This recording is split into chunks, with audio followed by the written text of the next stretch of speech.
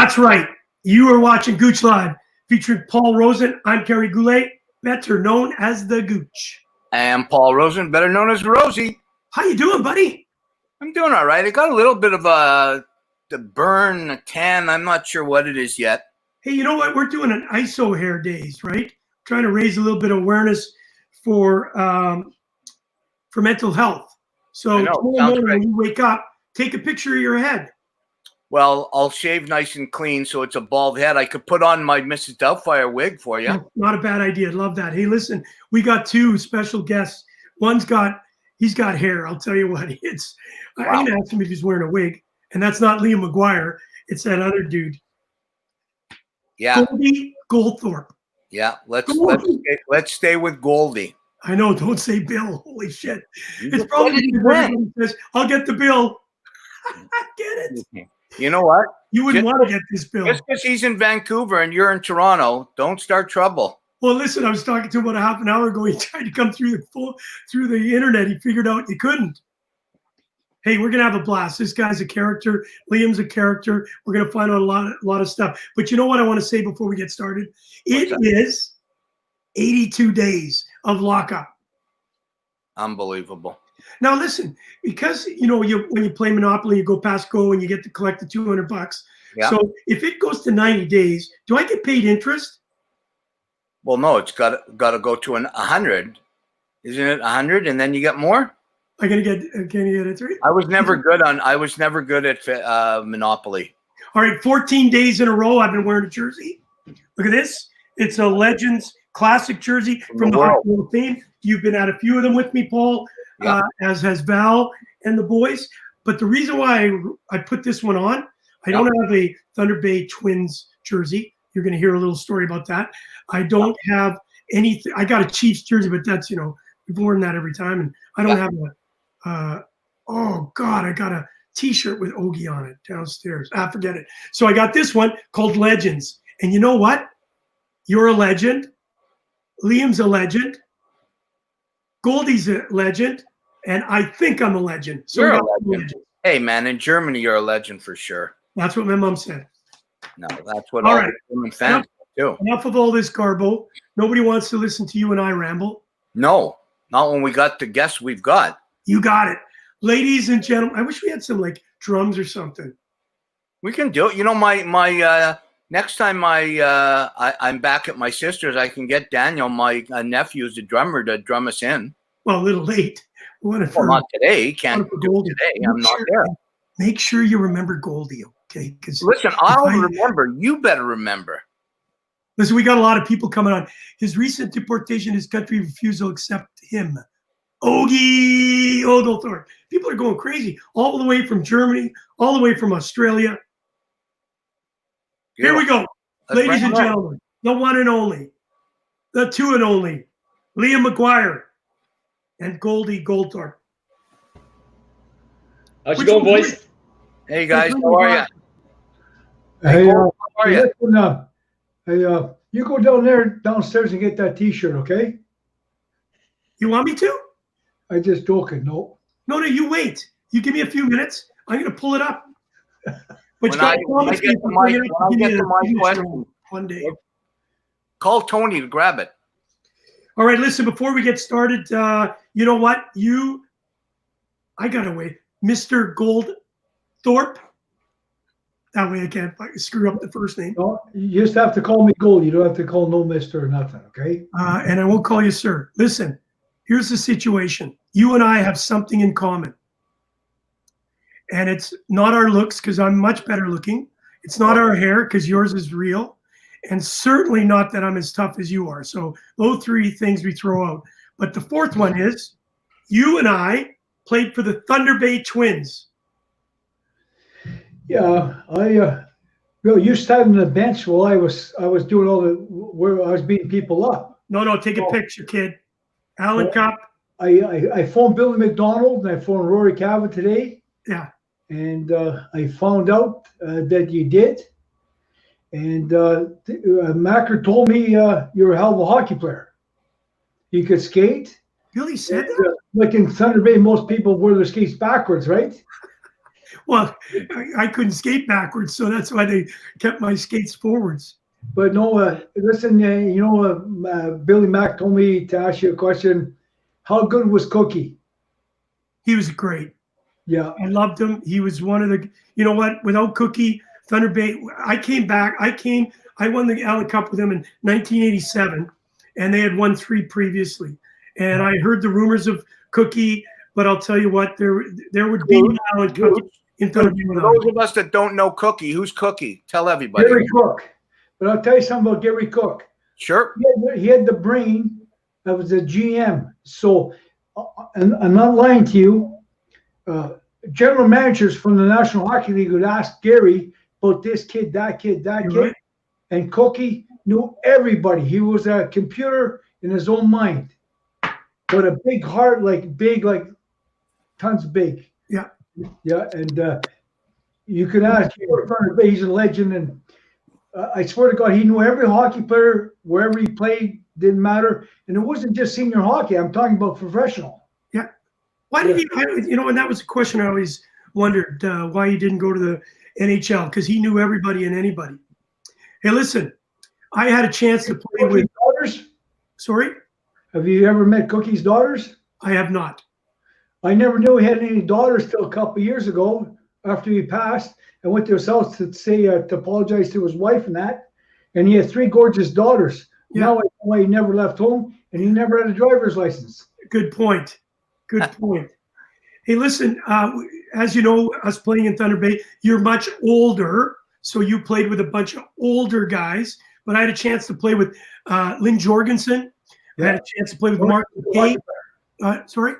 Yeah. He was a hockey player, Jorgie. Yeah. Mark Backer and a Rory Cava. And I know that you have a special history with Cava family, Albert Cava. What a beautiful man. I know we just recently lost him. I had a chance to talk to Rory about that with Mark Backer. Unbelievable. Tell us about that. Oh, there's not much to tell. I mean, the guy took Albert. If it wasn't for Albert, we have the Fab Five, right? If it wasn't for Albert, I wouldn't be here today. I'd be dead. Either dead or in jail. There's only a 2 stops. I didn't have many of them, right? And Albert took care of me. Dr. Gwozdecki took care of me. Cookie took care of me. Ronnie Ellard and and Russ Poole. So very lucky. And Rory Cava, he's like my brother. I'll tell you a little story here about this. I was in Mark Messier's old man was coaching at Moncton Alpines, and so they brought Gordy Gallant and I into to play. So we played against John Brophy, Halifax team or whatever, right? So they brought us in to be tough guys, and then old man Messier said, "Hey, listen, somebody's got to do something with Rory Cava." So I stood up in the dressing room. Mike Smith was there, and I just said, "Hey, listen, he's like a brother to me. I ain't fighting him." And I never played another game with them. Yeah, Rory Cava's a tough guy. And a big guy too. Like the whole family just are wonderful people. Listen, we've got a couple of questions for you. So we'd like to. It's your canvas, you guys. Liam, of course, will bring you in. You just throw out there. Oh, no, he looks better there. How's my hair? How's my hair, Goldie? Yours good. Listen, if there's a delay, just don't worry. We want to hear from you guys. Okay, so shut up. I brought something for you guys. Your teeth? Yeah, right there. Are those made of wood? Are those wood teeth? No, the backing's wood. That's story's on the backing. You sure? I think you have termites, Paul. Goldie, I used to have teeth, but coming back from a tournament in Japan, I left them in the dressing room, and on the plane, I realized I forgot my teeth in the dressing room. So that's it. I don't have false ones. I just have the 5 that I have, and that's the way it goes. It's funny you asked Liam. I never, wherever I go out, like I always have them in my pocket or my suit, whatever, and I never wear them. Somebody said, "Where's your teeth?" Right here. All right, Goalie. So here's what's going to happen here. I want to say a few things about you. Some accolades. Believe it or not, somebody actually likes you. and then I'm going to say three. I'm going to say 3 sentences, and you're just going to run on and tell us a story about it. All right. So listen, a guy named Bob. Don't stutter, okay? I won't. A guy named Bob Costa said, "Wild, raw, and unpredictable." Is that about you? No, it's about Liam. Okay. Some girls. Okay. And we'll talk about Bob in a little bit. You have a duck, or you had a duck. The pet's name was Patrick. True or false? Loved him. You know how many girls I picked up with him? When I was only a little kid, and I'd go down to the box cars at the train station, and the wheat cars would come through, and I'd fill bags up, right, full of wheat, and then the girls would come after school, and I'd put the seeds in the girls' hands, and Patrick, my duck, would go like this, and the girls, they were getting off, I think. Getting off the chair. All right. It's a new show today, Gouche Live. Hey, you remember what the saying is? Whatever happens in Vegas is said on Gouche Live. Hey, listen, Yeah, different show though. Okay, so here's the first one. Maggie May song. Maggie May, Danny Tomlak, Georgie Gwozdecki, Willie Trognitz. We got booted from that series with golf, and we're going to the bar.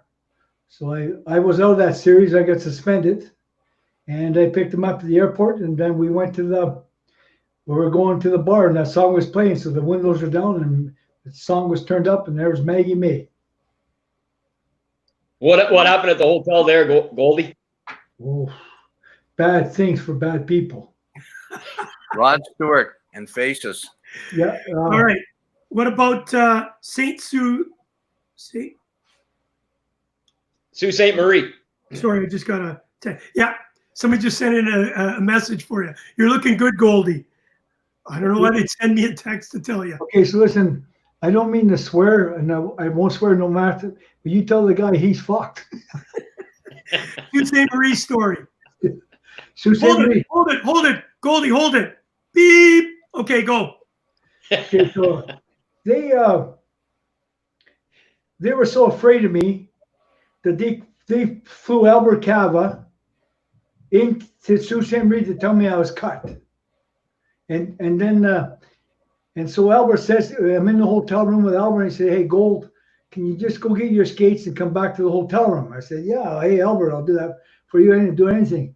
So I go in the dressing room, and I get my skates, and I see Macker sitting on the bench, and there's Macker, and there's a couple other guys from Thunder Bay, and there's Peter Driscoll, and he says, "Well, you're cut, didn't he tell you?" And so there's a pail of pucks there. I said, "I'm cut, you're cut." Threw the pail of pucks at him, and the brawl was on.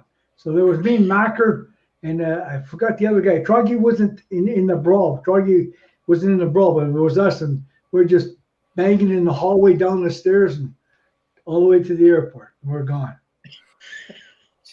But Gooch, can I jump in for a second? You could jump in at any time, Liam.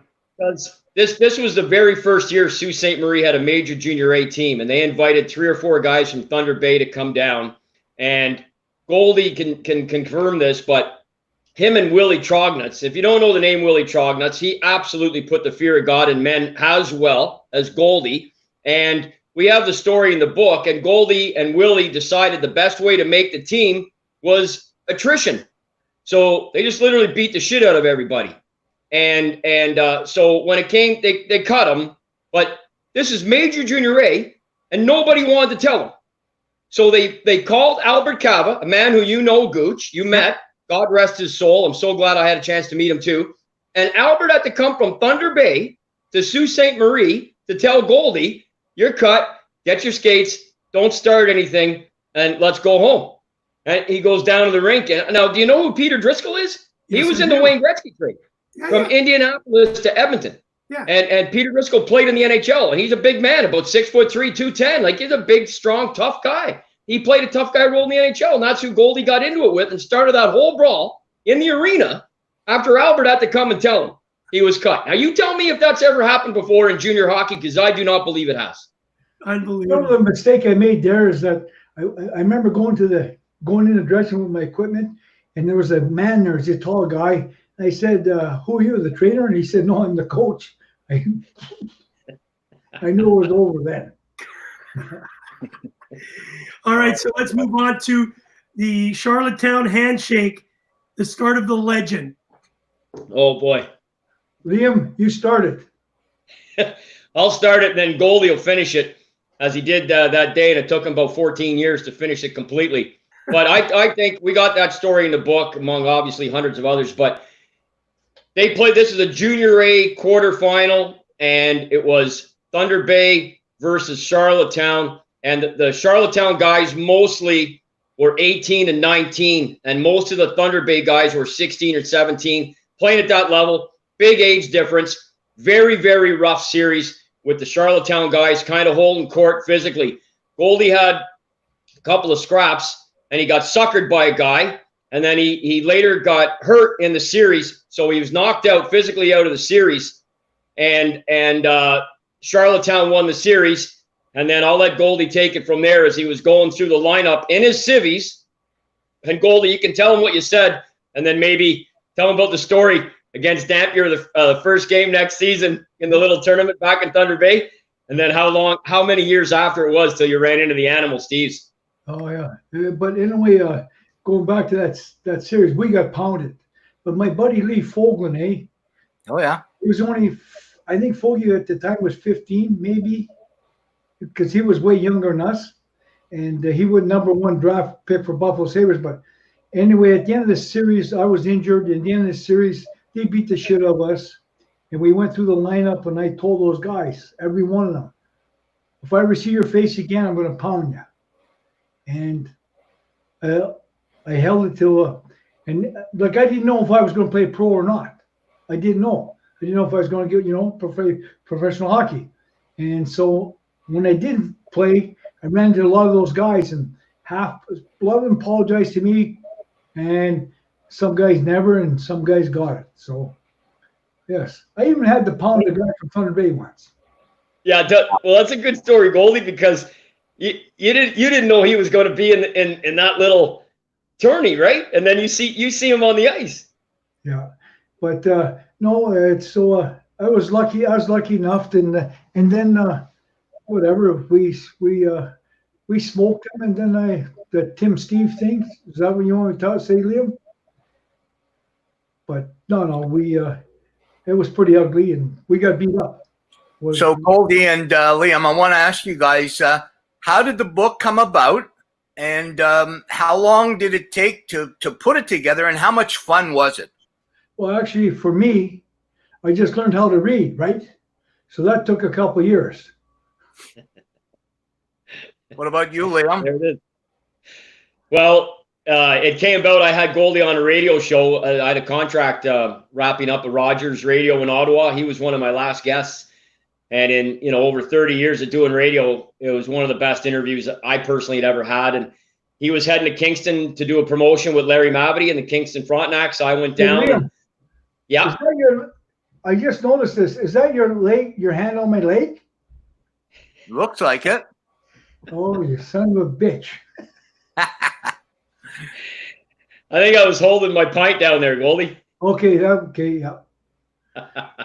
Sure, it was on my leg. The other thing we discovered on tour is that we both like our beer. But, book signing from 5 to 7, and then Goldie and Liam will hit last call at 2. But, how much fun was it putting the book together? You know what? It was a lot of work, and I give Goldie a ton of credit, man. I flew out to Vancouver twice to get a ton of interviews on tape. I had to sit down at the kitchen table with him and talk to him about, his father and his parents. He lost his parents early, talk about the shooting when he was shot, when he was stabbed, saving that woman's life. Those stories are not stories that you think. That's why the book is so that's why this guy is so different. Like we're doing this hit right now. We've done obviously countless in 14, 15 months since the book's come out. And I'll say this to you, Paul, said it to Gouche, I've said it to everybody. We're joking around here. We're having fun. We're on YouTube Live, whatever, Facebook Live. But who you have on here, to me, is the most unique athlete in the history of professional sports. There's nobody that earned money playing professional sports that has this guy's backstory? Nobody. And that's why the book needed to be done, and that's why it's going to be a movie. It's not like he's one of 1,000 guys that played a tough role on the ice. Did he do it crazier than most? Yes. Did he win the overwhelming majority of his fights? Yes, but not them all by his own admission. He'll even tell you right now, wasn't the toughest guy. Wasn't about that. Showing up every shift, every game, and being ready on and off the ice, and stepping in when people didn't want to step in. And how the nature of that went down right from an early age. That's the other thing I'm really proud of. You asked me how it went. It was a lot of work because there was a lot of rewrites, a lot of editing, and a lot of interviews with him to get a lot down. It took 9 months just to put it together on top of everything before that. But I'm really proud of it. I really am. And I'm really proud of Goldie for him sitting down and going over it. He had told all these stories at one point, but never collectively, like we did in the book. And I'll just finish with this. The thing I'm really proud of is I believe going back and finding the connection in Hornpain, the impact his father had on him. Goldie's the youngest of 5. His dad was a World War II hero and a prisoner of war for 599 days. Wow. A prisoner of war. Part of the first ever commando unit. And he's a prisoner of war after being captured 599 days. His cousin, Mike Bernard, these men had a massive impact on him at an early age. And he took it from there. Wow. Don't forget, it's all well and good just to be tough, but he was gifted athletically as well. It's a hell of a story. Goldie, how does it sound? Like, how does it feel listening to the passion from Liam when he talks about you? How does that feel? Humbling. Yeah? I don't have no big feelings, never have. Liam and I would go out, Liam would say who I am, I'd say, Liam, doesn't matter, right? It's never one with big feelings. I always know where I came from, how I got where I got, and I always knew the guys that took care of me. If it wasn't for those guys, if it wasn't for the Fab Five, I wouldn't either be dead or I'd be in jail. That's the truth. And everybody in Thunder Bay knows it. Yeah. So nobody's bigger than life. No. I've got lots of friends in Thunder Bay. As soon as they knew you were coming on, they were on here. Malcolm Sullivan, one of your biggest fans, of course. Ken Blake is saying hello to both of you. Ken, just a great guy out in California. Has a big history with. I'll just reach out to Ken Blake. Hey, Ken, if you can hear me, and I know you got the hearing aid, and it's a joke. That was a joke. But listen, Ken, I love you. He's the one that made he's the one that introduced me to the media. He started doing the things with Slapshot. Yeah. Denny Lemieux, and then he brought all those guys into Philadelphia. He brought us into what's it called? Golf course in Toronto there, just outside. Angus Glen. I was there. And yes, he did all that for us. He did that.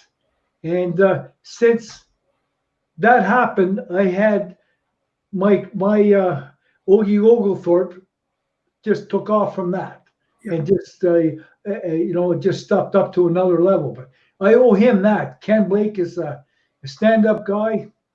I love him, and we have to always call him Toe Blake. And you know what's funny is that him and Denny Lemieux always had this thing where he would go and promote Denny, and Denny would go with Ken, and Ken would give him all these promotions, right?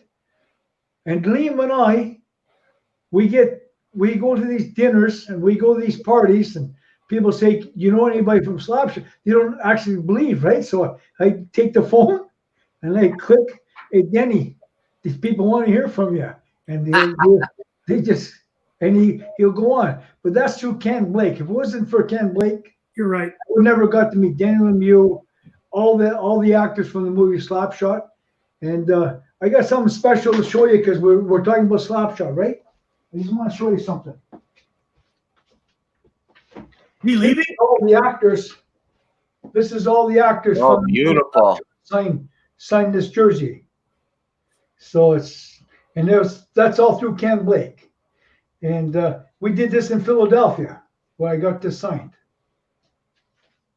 That's fantastic. Hey, I think Goldie. Yes, sir. I think my brother. I think it was Guido Tunisi. Was that Guido Tunisi was in the movie? Yeah, Guido was there. Yeah. My brother and him went to high school together, so he says hi. Yeah. No, Guido's good guy. Yeah. Oh, his brother-in-law. Fantastic. Yeah. Hey, listen, Goldie, if you don't mind, let's go to some stories of the tour. I know Liam. I think you talked about the book. I was running downstairs to try and find my Goldthorpe T-shirt and hat. I can't find it, guys. I really feel bad. Tony's down in the basement. We're packing to move. So hey, go check underneath the car. You're using it for an oil rag. No way, buddy. Hey, listen, let's talk about some of the tours. And before we do that, Liam, here's some quotes. Bob Costa, of course, who wrote the foreword. You'll talk a little bit about that in a few minutes. He was reading a newspaper on the bus. He was a young guy coming up. Goldie, you don't mind telling us about that? Well, reading the newspaper? That's not my fault. It's not my fault that Bob could read and I couldn't. And so I asked him when I was walking about, "Hey, Bob, what's on the news?" And he wouldn't tell me. So things get going and whatever. Bob Costas, I got to tell you something.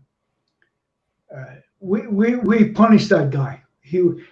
We had bed bunks, right? And we left Bob in the chair, and then an hour out of Syracuse, we say, "Hey, okay, Bob, you can go sleep in the bottom bunk or whatever," right? Yeah. Now we punished him, but there's another guy who made my career.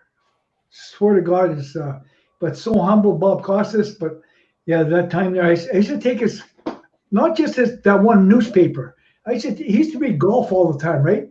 And I used to take his magazine. He'd get off the bus, and I'd go take this magazine and flip it back, tear out the middle pages, put the magazine back on his chair, and he'd come in and he'd open the magazine, and there was no peep.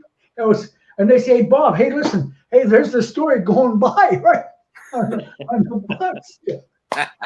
But and then I found out somebody sent me a TSN a clip on you, and it said, Bob said to you, "Don't be jealous, Goldie. I'll teach you how to read." Is that true, Sari? That's true, yeah. Did you learn how to read? No, that's why I got Liam. Hey, listen, there are so many great comments. I just want to say a couple here. We've got our friend, the European correspondent. His name's Shoppy. Whoever gets a name like Shoppy or Goldie, it's just unbelievable. So it says, "Hey, Goldie, you played in Thunder Bay with Doug Mason." And on our show, Goldie, we always have a connection to the Chicago Blackhawks for Paul, or the Winnipeg Jets for me, or for Shoppy. Somebody's always coming out of Krefeld. Why, Paul? Because no matter what on our show, you've either driven through Krefeld, played there, or had a beer in Krefeld with the Penguins. Or ate a schnitzel. So tell us about Doug Mason. He wants to know if you remember him. Doug Mason, this kid didn't have a pimple on his face. The kid's complexion is just unbelievable. A red hair, just a baby face. And I used to talk, how do I say that? We used to abuse him. But he was so quiet, eh? And his face, the more we talked to me, more Troggy and I talked to him and Macker, the more his face would just get red. But no, he was funny. He was wait, I'm getting a phone call. Hello? Yeah, bonjour. Yeah, bonjour, comment allez-vous aujourd'hui? Ah, c'est bien. Je t'aime. Hey, look who's here. Hi. Danny, how are you? Hi, my friend. Hey. Oh, fuck, you look better than you ever did. Look, I worked on my haircut and we're almost looking alike. Hey, Danny, show me your fingers. Show me the fingers. The fingers, show me the fingers. The first time I met him. Whoa. Yeah, there you go. That's a very short fuck you. That's a special for Goldie Goldthorpe. That's awesome. You brought him on. As soon as you told me that you were going to be on the show, I said I want to make a quick stop to say hello. Love you, man. Yes, Thank and you very much. I I'm appreciate happy that. to see you. Yes, and you too. Hey, That's okay. great. So, okay, Liam, promise Danny that we'll call him before 10:30 every night when we go, because we always call him at 12 or 1 o'clock in the morning. I know. Yvonne, you've been fantastic. We called you 4 or 5 times, as you know, on the tour. Yes, And yes. we really appreciated your time every single time. You were very, very At the end of gracious. Yvonne, that was Yvonne, it's Rosie. How are you? something. Tell Fine, absolutely, Rosie. tell us something about Goldie. Something you remember about Goldie. Okay. I can I add in on this? The first time we met, Go ahead. we became friends. It took something like 2 minutes and a half. Yes, I showed him my very short fuck you, and he starts laughing, and from that moment we became friends. That was quite easy. He's a great man.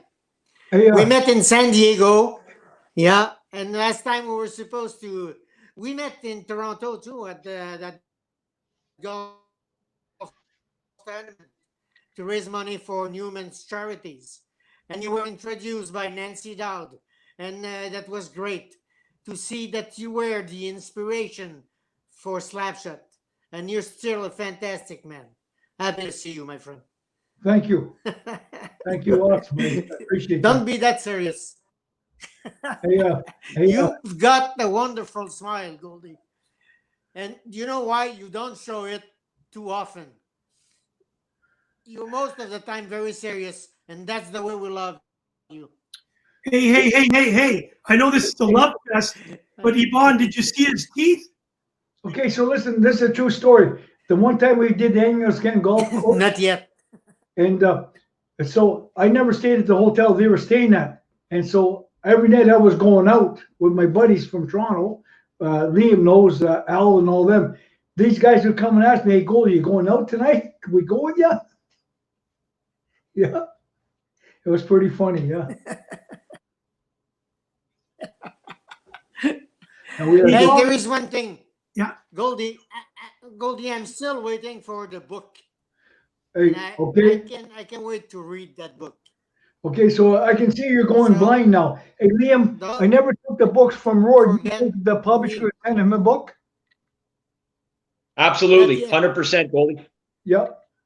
Hey, Yvonne, can you read? Yes, That's I can why read I'm worried even in about his English. glasses. Not bad. Fantastic. Hey, tell them how long it took you to do that one shot. You told me in Montreal, you had to drive down there before 5 o'clock, do the one take, and that was Yes. Yes. It all happens in the same day. They called me at 9 o'clock in the morning. I auditioned at midnight in the same day, and that was it. Denis Lemieux was there. They were looking for a short, squat French Canadian, and they found me. Finally. And happy. That introduced me to a lot of nice people like you. I'm happy. That's a good part of my life. So Hey, have a Danny. good interview. Danny. The all-time favorite line you always say, you always do it in circles. You always do it, hey. And at the end of the line is at the end. You said, "What did he tell Detroit when you called?" Call Detroit.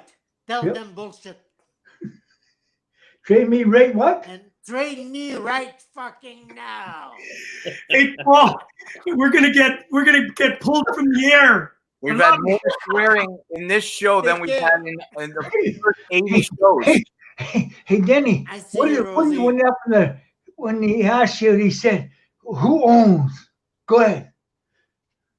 Who owns the team? Owns. Which one? When you in the Sorry, I movie, missed who that. owns? Say it again.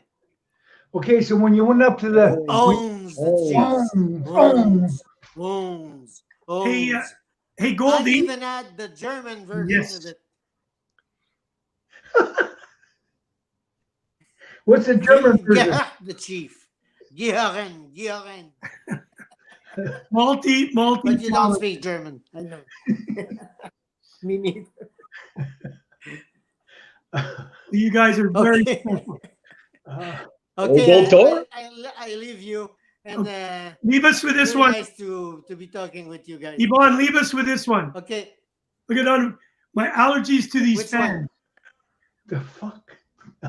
My allergies to these fans has returned. Makes me puke all the time. Puke. We love you, kid. Yvonne, buddy. Get in there. Last word, Yvonne. Hey, Yvonne, thank you. Bye. My pleasure. Thank you, buddy. We're going to do a reunion soon with all of you. Oh, fuck. That's hilarious. He is unbelievable. And How much fun was that, Goldie? Well, like that guy is a character, eh? Like, I mean, like a lot of people think that's an invented accent. That's him normal. Yeah. The first time I met him, he had the cedar farm. He thought the wheel was stopping, right? To clean his cedar thing, and the rollers looked like they were stopped. He put his hand there and the finger was gone. So that I met him in Johnstown like a week later. Yeah. So he's crazy guy. He speaks so highly of you, Goldie. I've had a lot of trips I've been actually up to where he lives. I saw his lattice business. He's at his age, he's unbelievable, and he speaks so highly of you. So we wanted to do a little surprise. He phoned me and said, "Hey, any way I could talk to my buddy." So I want to point something about Daniel Lemieux. Yeah. Before the movie came out, Daniel Lemieux used to drink. From that day after the movie was finished, he never drink after his life, ever. He quit drinking. He's been amazing. An amazing story. Hey, Barry Shelley saying hello. Forget, I think it's Forget Raymond. Goldie, call Pint sometime. Okay. Brian Cooper, big fan of ours. Bruce Jessup from International Ice Hockey Archives from Germany is on. We were really so blessed with Kevin Shea, all to see Goldie Goldthorpe and, of course, Liam Maguire. Let's go on a little bit, some more stuff that went on. Could you tell us about some sort of Coke bottle story? Because you were actually just supposed to play in the movie, but it kind of fell apart because of a Coke bottle. Is that true? Okay. So listen, we'll do the drums, right? Liam, and I'll finish it. Yeah. Well, the best part about this, Gouche, is that it involves Paul Stewart, a longtime colorful referee in the NHL who most people know played. He was with the Quebec Nordiques in the NHL, and he played in the minors. And him and Goldie became teammates in early in the calendar year '76. And there was, Goldie can elaborate on this, but there was some immediate friction between the two of them. And it actually culminated with them going outside one time from a bar. But the incident in question happened in the dressing room. There was a brawl on the ice, and Goldie didn't get involved in this one. He watched it. There was a lot of stick swinging, and sadly, a young boy in the stands did take a stick in the face and did lose the vision of an eye. So it's a very serious incident. Well, the players came off the ice and went in the room, and Goldie and Paul Stewart continued their feud and had words, and Goldie can take it from there. But the fact is that Goldie's belief has his mind after listening and talking to a lot of other people. I think this was a deciding moment, really, as to when they made the decision internally to not have him on set to play the role that was created for him. They used his likeness, his name, Oglethorpe, his reputation, everything, but not him. And Goldie, you can take it from there. What happened in the room after the brawl when you guys came in the room? Okay, so I'm going to go back to the kid that lost his eye, but we'll go to the future story. Is that we're in the dressing room, and Paul Stewart, half the team seen what went on, half the team didn't see what went on. So the guys who were involved, they didn't see. The guys that stayed out, they did see. Anyway, the fans are pulling the stick goes back, hits this kid in the eye, bang. Okay? Don't know if he lost his eye at the time or whatever, but the stick went in his eye. That was it. So who gets charged? I do. Never was in the brawl. Anyway, we're going to the dressing room. Paul Stewart's mouthing off. He's laughing. He's a fucking joke. And I had a pop bottle, and I went to throw it at him like that. And then, because I didn't play baseball, I wasn't that good of a baseball player, right? It landed over top of the door, and who opened the door? Art Newman, Paul Newman's. Fuck, he looks just like you. But anyway, Art Newman opened the door, and the Coke glass, and he had no hair on his head, nothing. That's why I say he looked like you. So that was it. I was gone. I was out of the movie. The guy's nuts. He'll beat Paul up, and I was gone from the movie. That's it. That's the truth. Well, you know what, Liam, you want to add anything to that? Yeah, well, I'd like to add just two things. So he's talking about Art Newman, obviously Paul's brother, who was essentially whatever he was given the role of sort of a casting director of sorts, if you will, going around at the time. And so they make the determination that maybe Goldie might have beat up Paul Newman, and I think Goldie will be quite comfortable saying this right now on your show. That would have been the last thing he would have done. But there was a guy who had a role in that film, and his name was Connie Madigan. And I don't know, Gold, you and I have talked about it a couple of times, but I think that you got on set with him or offset. I think after what he did to Albert Cava in 1967, I think you and Connie might have had an issue. You know Connie Madigan? I do not. Okay, so anyway, he's one of the oldest guys ever make the NHL. Am I right, Liam? He actually holds the distinction of being the oldest rookie in NHL history.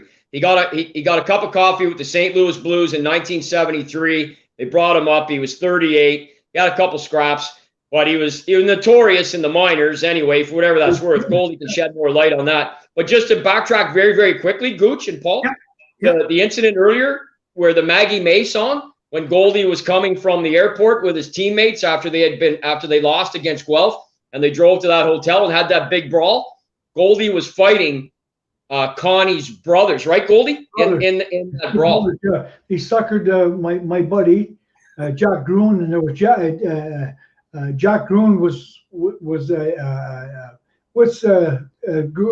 Danny Gruen. He was on our team. We had Danny Gruen, we had Ricky Aduno, we had Fogey. But anyway, they're playing pool, and they suckered him, and they split his eye, and we smoked them, we pounded them, and it was over. But going back to Daniel Lemieux, okay. So when I how do I say this? Shit. Say it in French.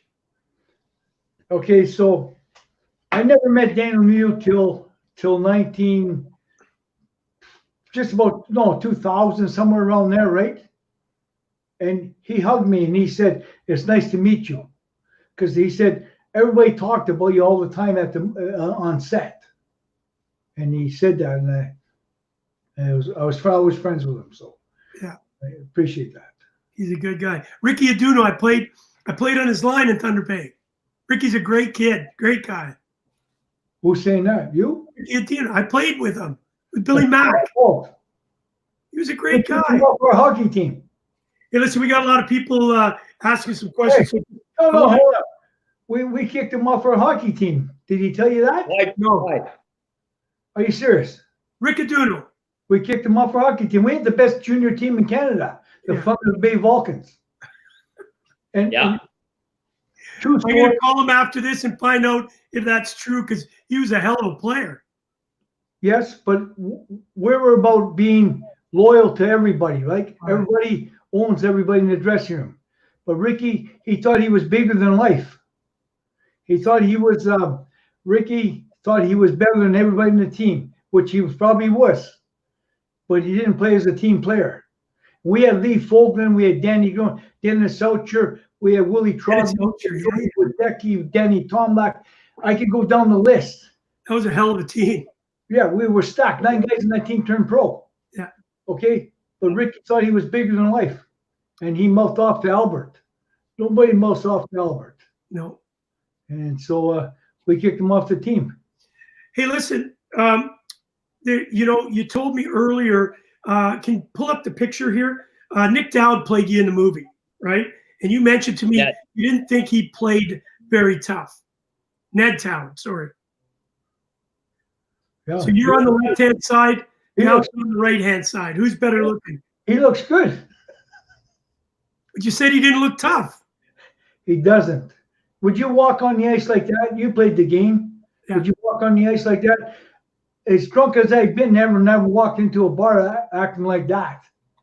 That's Liam. Liam played the game a bit. Hey, did he do a good job playing you?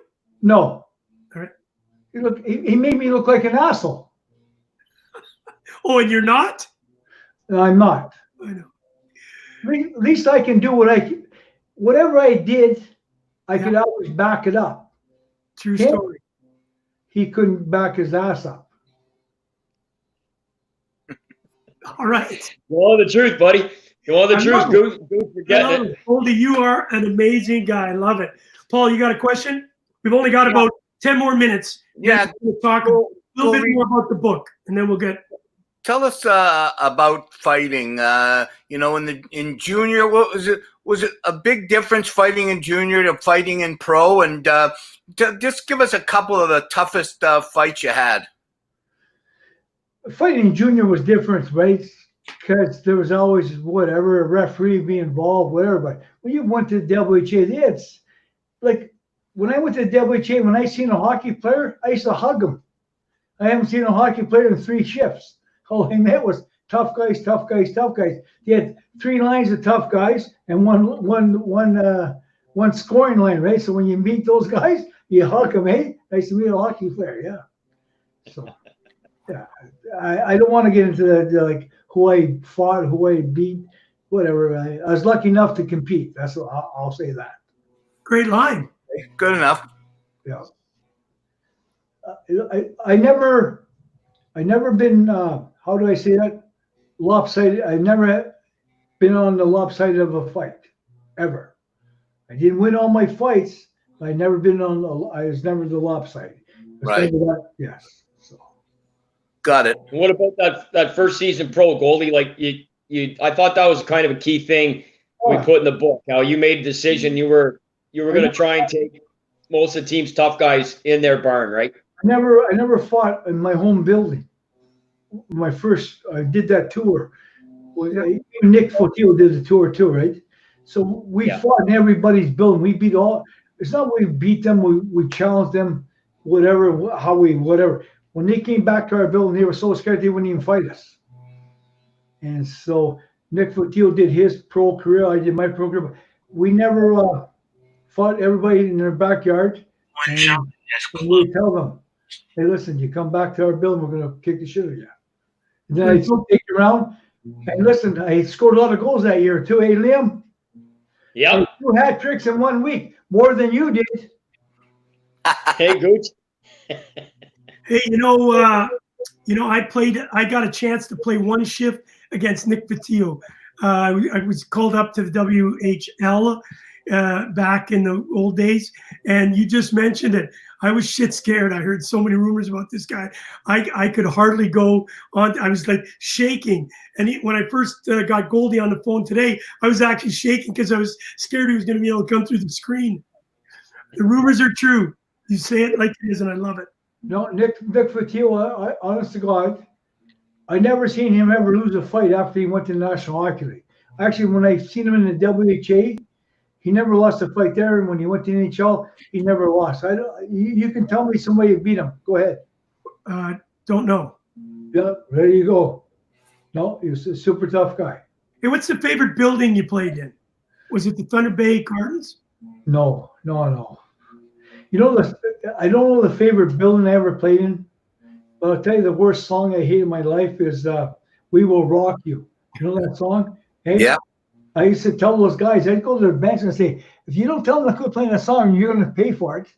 Yeah. Hey, can I tell you a story with John Brophy? You know John Brophy? Yeah, very well. Okay, John Brophy's, how do I say that? A mutual friend. Okay, so my first year, what Liam was talking about, where I go to every rink and I fight their tough guys. And so I get in 3 fights. I did well. I don't like to say I beat people. I don't like to go like that. I did well. And so Brophy was tired of me doing what I was doing. And so back in the day, there used to be the bench on one side, the penalty box, and the bench. Well, now in hockey, it's two benches. So Brophy comes across, he goes all the way around the building, and he jumps in the penalty box. And Brof, Ron Egan comes out, challenges Brof. They take their sports jackets off. They're going to go, right? And Brof's there. But so I remember this, right? So I see Brophy at the end of the year, and he's in the lobby. And I say, hey, Brof, you want to go? You want to go now? Like, I'm in my suit. He's in the suit. He's coach. He said, shakes his head, whatever. We go for beers after the game. And we were friends. But it's with Kurt Brackenberry. And then Gordy Gallant and I, am I right? We go play. We're playing for Moncton Alpines in the American Hockey League. And they're on the bus trip. We're sitting there waiting for them in Halifax, right? And we're sitting there, and Brophy sees me and Gordy Gallant. And Brophy's like he's on Benny's, right? And he's just doing that tour like this. And we never fought. But yeah, he's pretty. I'll tell you a quick story of John Brophy, Goldie. When he was coaching the Leafs, they had training camp in Newmarket, and I was selling a product at the time. I was in the dressing room talking to Al Secord. Brophy came into the dressing room, turned the lights out, and started throwing the hockey sticks in the room. And you had no clue what was going on. Everybody was ducking so they didn't get hit by a stick. That was his own team. Hey, I'll tell you a story about John Brophy. Another story. He took his shirt one time, a white shirt. This kid told me that this guy worked for his dad, works for Tallis, and his son played for Brophy, right?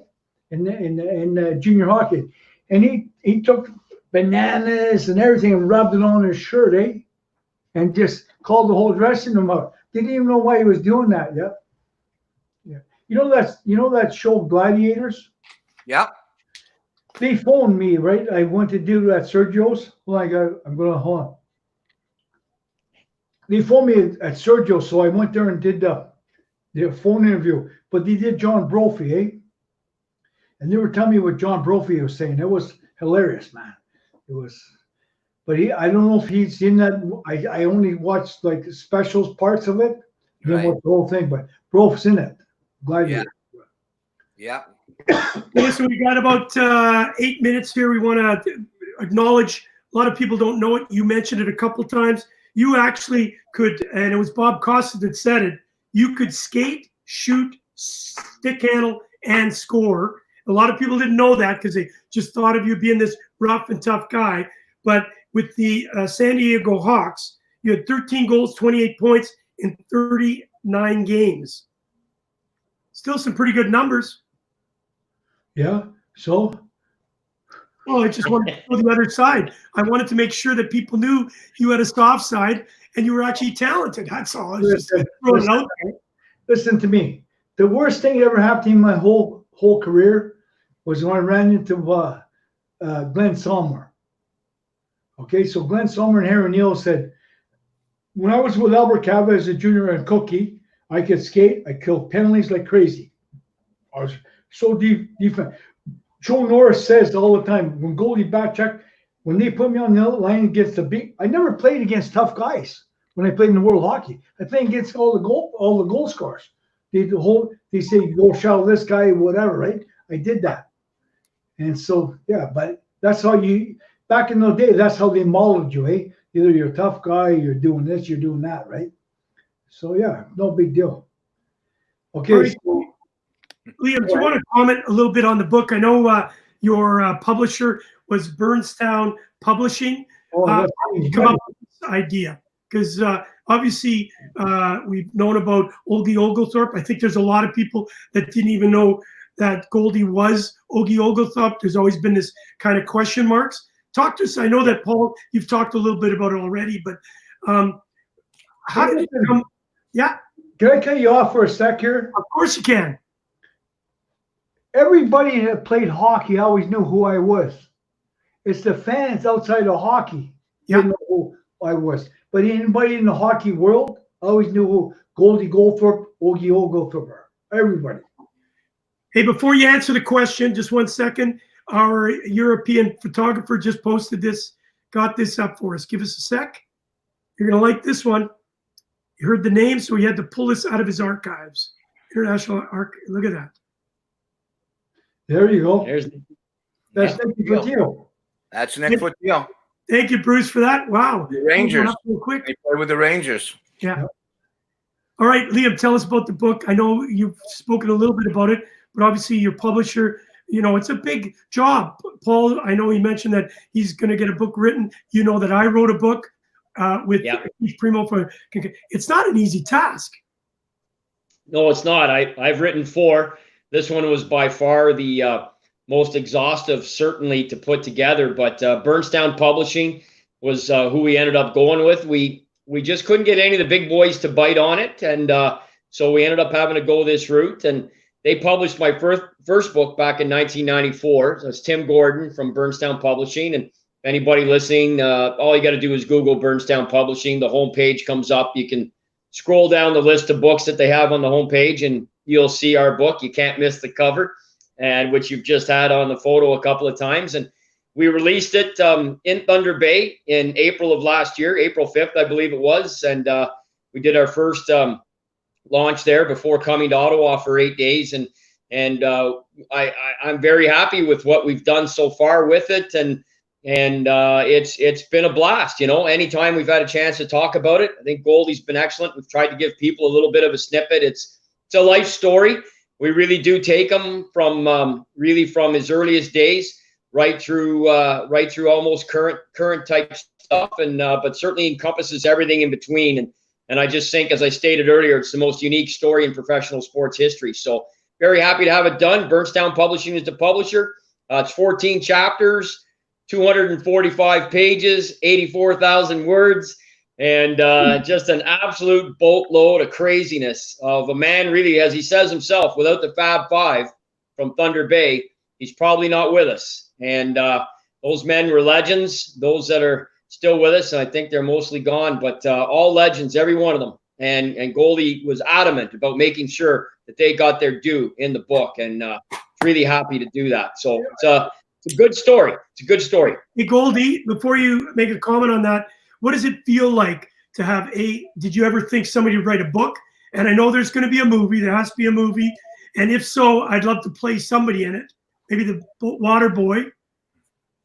The Zamboni driver. That's a good one. I could do that. I'm in. I'm in for that too.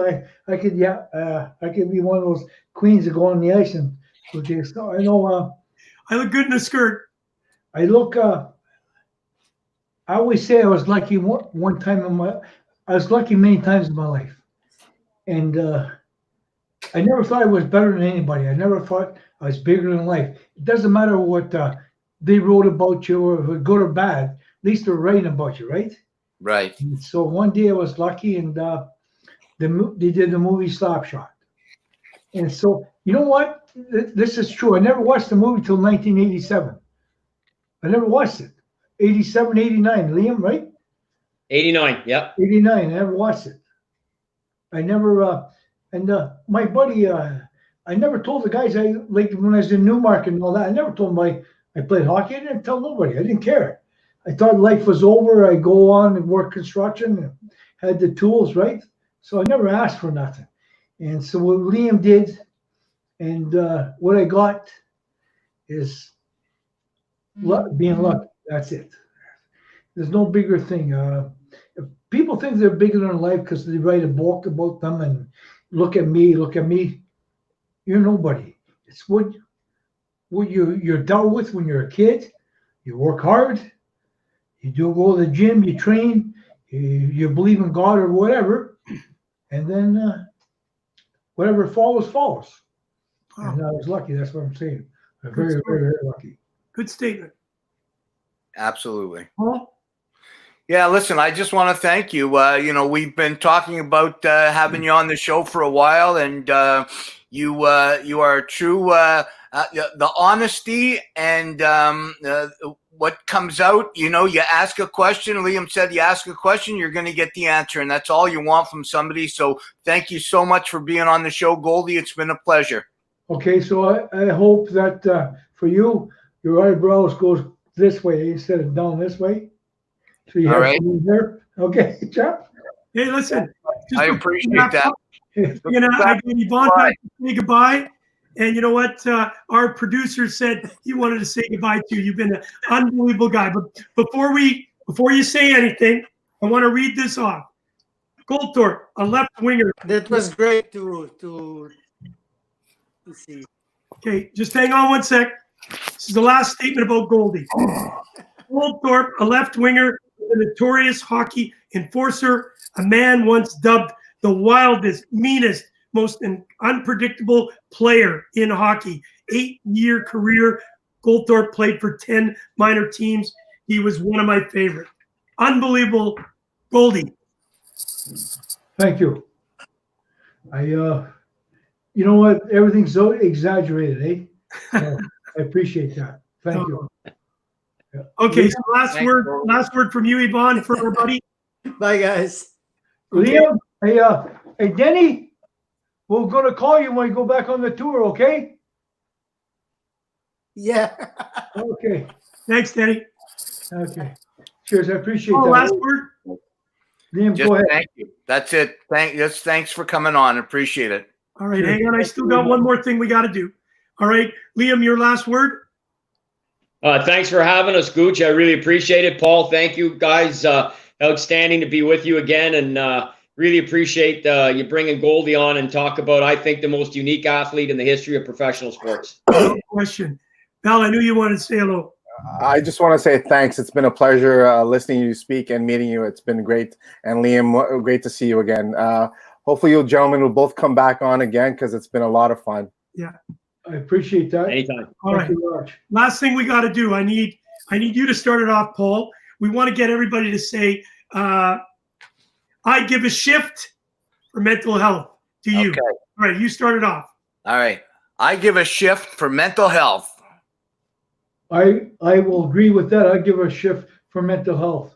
And believe me, I need that. Okay, say it one more time. Just, I give a shift for mental health. I give a shift for mental health. Liam? I give a shift for mental health. Hey, you know what? Not one guy said shit. Love it. I did. Okay. Did you? Yeah. No, I did say it, and it was shift, right? I did say it. I apologize. All right. We love you, bud. Hey, I can't thank you enough for taking some time out. Now that you're computer savvy, Liam, we got to do this again. What a plan is, I want to bring Yvonne and 2 or 3 of the other guys along with. Are you going to bring the Hansons? I'll bring a couple of Hansons. Well, then you're fucked. The only one I like is Jeff Carlson. Hey, the only one of all those guys who are good guys is Dave Hansen. Dave Hansen. That's what we call the Hansen. So we'll have Dave Hansen. Dave Hansen. Dave, he's super tough. He's tough. You got it. Did you? Yeah. He says hello. Yeah, It's a good I think the world of him. I never. Steve Hansen always got the bad comment to say. Jeff, whatever he is, where he is, and Jack, I never hear from him. Right. So, and Jack was a tough guy too. Believe me, he was tough. All right. In a couple of weeks, we'll do Dave Hansen, Ogie, Yvonne. Maybe we can get Dr. Hook on. Maybe we can get Jerry Hauser. Okay, so listen, can I tell one quick story? Absolutely. Okay, so when Ken Blake set this all up we're going to Philadelphia the first time. Went to Johnstown. They had that car. They had the car, right? Yeah. Where Newman, all the leather outfit and all that, walked up to the lady's house. Remember that? You remember that? Yeah. Okay, so they had the car there for sale, and then it was unbelievable. But it was the only way. They set it up so perfect. It was unbelievable, and for that was in Johnstown. So it was nice. Was that a GTO? Yeah, GTO, yeah, it was the original car he drove. Yeah. All righty, kid. You've been watching Gouche Live featuring Paul Rosen. Hey, hold on. Hey, Gooch, Yes, sir. what's the best line in the movie from Slapshot? Okay. I'm going to go out there and shake it. No. Can I No. say it? Can I Yeah. say it? Yeah. Sure. Well, it's on TV, so I can say it. So Paul Newman drives up in this car right? And he drives up and he's got the letter Alphabet out on, right? Yeah. And so he goes in and he says, talks to the lady, and you can sell the team, but you don't know the business part. We could, it's better I cut the loss, right? Okay, so you remember that part? Yes. Yeah. Okay, so what's Paul Newman say to her? It's been a while since I've seen it, so Better get ready for a big. He says to her, he says, you mean you could sell us? She goes, yes, but you don't understand. He says, you're fucked. And she says to Paul Newman, she says, how dare you? So Paul Newman gets up with his leather outfit on, goes to the door, and he says, hey, by the way, you better get married soon because your son will have a cock in his mouth first. You can see Jackie Robinson. Oh my Okay, God! on that X-rated show. X-rated show. Hey, Richard. That's on the movie. That's in the movie. So I know. Yeah, I know. Rich Orth saying hello. Michael Carcella saying hello to you, bud. You've got so many friends around the world. You've been watching Gouche Live featuring Paul Rosen. I can't thank you enough. Val, thank you for taking care of all the pictures. Paul, great show. Liam, thank you for organizing this. Couple of weeks, thank you. we will do a little bit of a reunion. Liam, you and I and Paul can host it. I'll let you know when that's going to happen. And of course, The Real Ogie, Burnstown Publishing, written by the great Liam Maguire, and of course, starring Goldie Goldthorpe. The worst guy couldn't skate backwards. All right, guys, thank you. See you later, boys. Thanks, Thank you. boys. Thanks, Liam. Bye-bye. Thanks. Thanks, Take Goldie. care, guys. Thanks. Oh, that guy, what a story. yeah, it was a great day today, and great interview with all of them coming up on the show. A lot of fun. Thanks to having Liam. It was fantastic. And then our little buddy, Yvonne Barad. He's always got a smile, even though his lips weren't moving to the sound. Yeah. Yeah, that's okay. It was a fun show, and he definitely is an honest guy. And thanks Val for putting the disclaimer up. Yes. Yeah, no worries. Sure. You know what? Hey, listen, He's a really kind-hearted gentleman. That was unbelievable.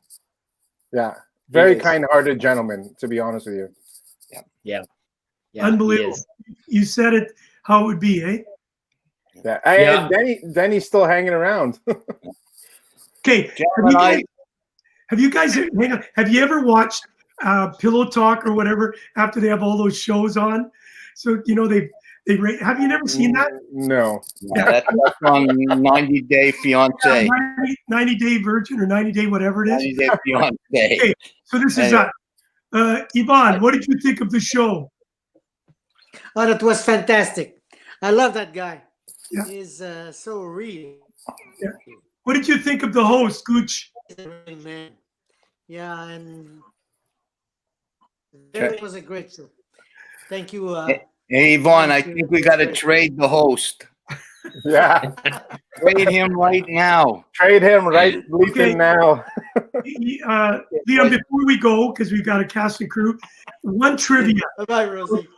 about the movie. Something that maybe it's involving Yvonne. Tell us something that's bizarre that maybe a lot of people don't know.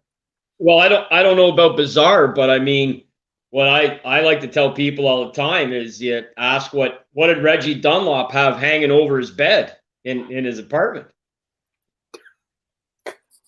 A deer head? Canadian flag. Canadian flag, yeah. What is it? Yeah, he had a Canadian flag. This is one time Anyway, I never got a chance to ask Yvonne, like when you So you're gonna work to bring up. What I'm listening. Okay. His lips don't match the words that are coming out. No, I'm getting it. It's broken up on my end, but same here. Okay, yes. Boys, I'm going to say goodbye. Love y'all. All right. Yeah. Well, Great Take show. care, gentlemen. Great show. Okay. The Gouche Slide featuring Paul Rosie. And of course, you've been lucky to be along with the hockey news. And the great people at Christian Hockey. You got it. Thank you, Take guys. care, boys. Great show. Great show. Good night, thanks, everyone. fellas. Okay, bye. Bye-bye. Love to Nicole. Je t'aime, je t'aime. Let's play some hockey.